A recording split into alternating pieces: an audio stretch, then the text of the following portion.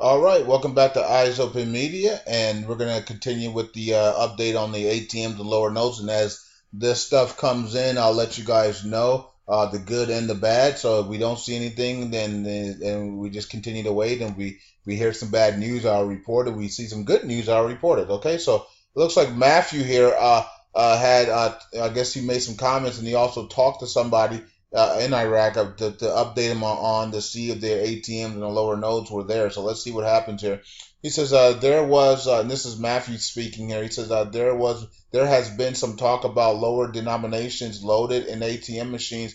Many seem to think that if and when an RV occurs, they will need these lower nodes to make daily transactions. I am not disputing this thought. Seems logical, but some have said that the ATM machines are loaded with smaller denominations. I contacted someone yesterday in Baghdad and asked if there were lower notes being dispersed from the ATM machines during a transaction. Here is his reply. Yes, the smallest node is 250 IQD there. Let's go to the other one. It says, yes, the smallest node is 250 IQD. There are no lower than this node, but the ATM machines have been loaded with lower denominations, 5,000 IQD. Just passing that along, information along. Okay, it says, would it matter if they were, question mark, 25 and at 25,000 are both worth $25 ETS, ETC, excuse me, and basic, etc., etc. And at 250 would be worth 0.25 or just be removed. The RV is a myth, and the ISX doesn't seem like it's going to be much better.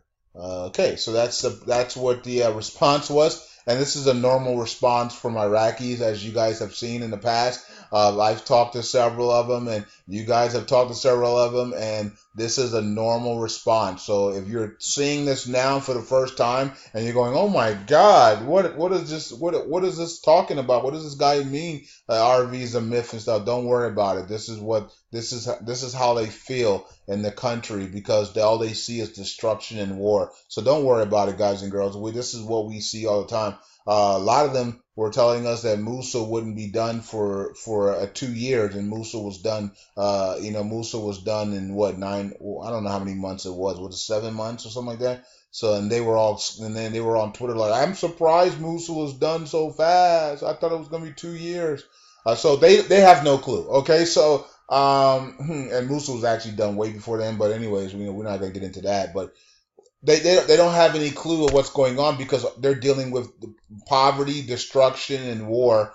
And so when they talk to you about that the RV is a myth, but then in a second breath they say that they do have lower notes and coins. That there's a dilemma right there. That's a contradiction. You can't have lower notes and coins, but then you say the RV is a myth because if the lower notes and coins hit the streets, the RV is no longer a myth. So you can't have a myth but you have the evidence to remove a myth.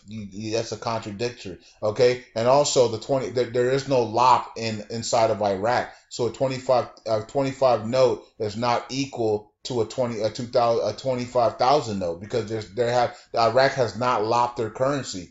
So when you see that, you understand that they don't know anything about their economic reforms, and the Iraqi politicians and the central bank even said that, and they also said that they have to teach the citizens what's going on because they have no clue.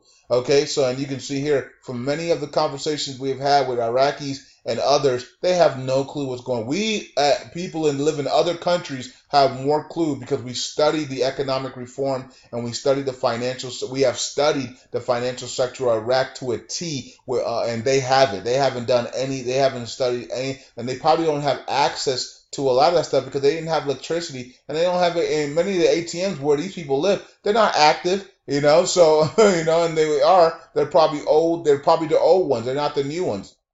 So it all depends. Maybe Iraq's going to start in the green zone and then go from the green zone outwards. I don't know. I don't know how they're going to do the new ATMs and activate it with the lower notes and stuff. They could start in the green zone and then go outwards into the poverty areas.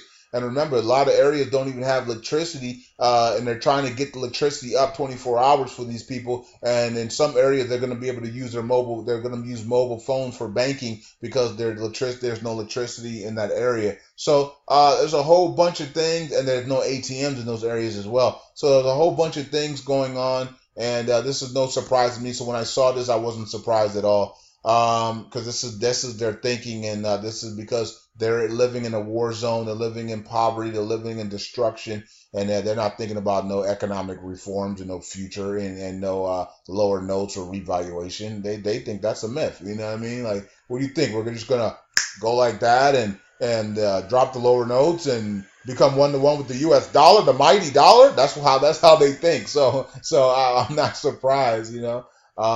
But remember, guys and girls, we went through this with Japan, we went through this with South Korea, we went through this with Germany, and then we went through this not the same thing, but with Kuwait, we went through almost the same thing. So the war came in and everything like that. People were doubting that they would ever get back to normal, and then boom, they got back to normal, and they all became powerhouses again. So America has gone through this with every country, and every time I'm pretty sure there have been people in that country and other people outside of that country saying that their country is doomed, their country is done, we will never recover, and they recovered, and they not just recovered, but they excelled back to superpower. So, we're going through it with Iraq again. So this is what we have to go through: the non-beliefs and the mindsets of a lot of people. Anyways, talk to you guys later. I think that is it, unless I can come back to Facebook. I don't think I can on this one. It won't let me. And in fact, let me go over here and let's check out some coins.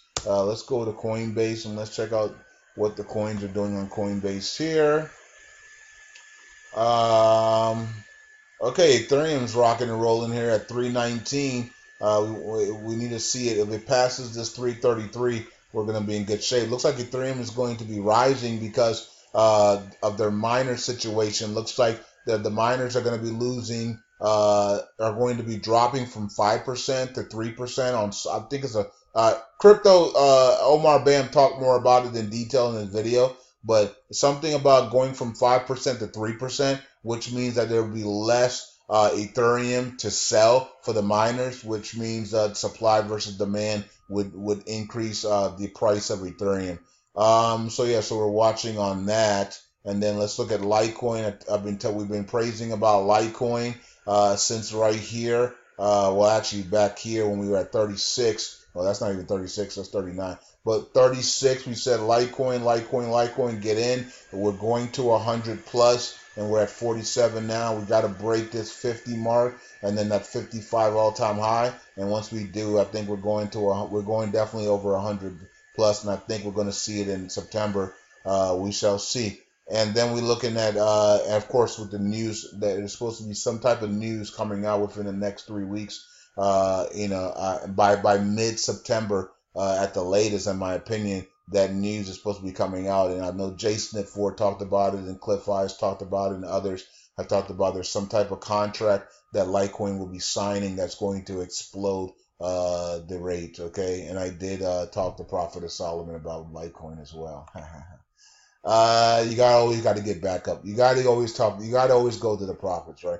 And I can pray myself. I'm a prophet myself. I can pray and ask the Lord about it, and I felt good about it, and I feel good about the charts. I see the charts looking nice as well, and I feel good about Litecoin as well. Even though the Lord has not told me anything about Litecoin going higher, I do see it and I do feel it. So, but that's a different story, right? It's not.